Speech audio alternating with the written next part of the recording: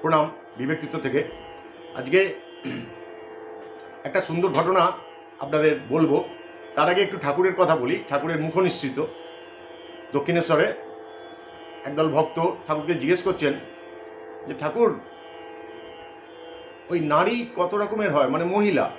তো ঠাকুর বলছেন যে নারী তো সবাই ভালো, নারী তো হচ্ছে মা জগদম্বা, মা জগদ্ধাত্রী, মা কালী, সবাই তো নারী, নারী তো জগতের উৎস। তো জগৎ সৃষ্টি করছেই তো এই সব মায়েরা। বলছে নারী কিন্তু দু রকমের হয়, একটা হচ্ছে বিদ্যারূপিণী, একটা হচ্ছে অবিদ্যারূপিণী।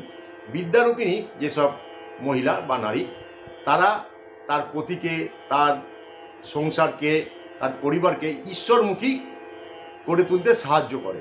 আর যারা অবিদ্যা রূপিণী নারী, তারা এই জগতের যে মায়া, সেই মায়ার খেলার মধ্যে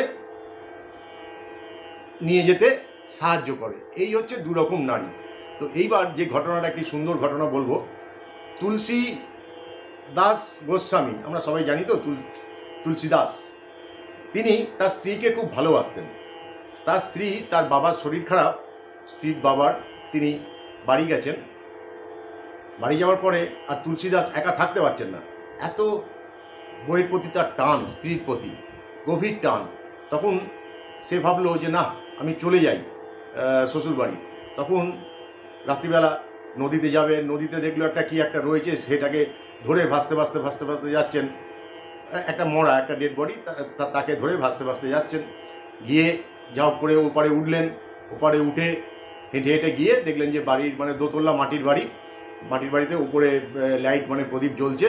তখন উনি আগেকার দিনে এই খড়ের গাদা, বাঁশ ফাঁস লাগানো থাকতো, তো তিনি ওই বাঁশ ফাঁস দিয়ে যা হোক করে ওইখানে মানে উপরের ঘরে উঠলেন। তো স্ত্রী তো দেখে চমকে গেলেন যে তুমি, বলছে না, তোমাকে না দেখে আমি থাকতে পারছি না। তখন স্ত্রী বলছে, তুমি মানে আমার এই রক্তমাংস শরীরের উপর তোমার এত টান, এই টানটা, এই মনটা তুমি যদি ঈশ্বরের দিকে দিতে, তোমার তো ঈশ্বর লাভ হয়ে যেত।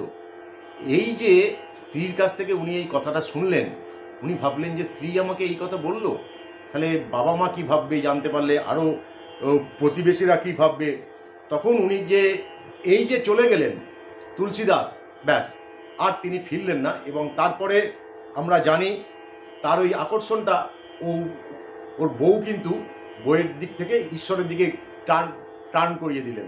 তারপরে তুলসীদাসের যেমন রামচরিত মানস, হনুমান চল্লিশা, বিনয় পঞ্জিকা, গীতা বলি, দোহা বলি, কবিতা বলি, এত এত সব উপহার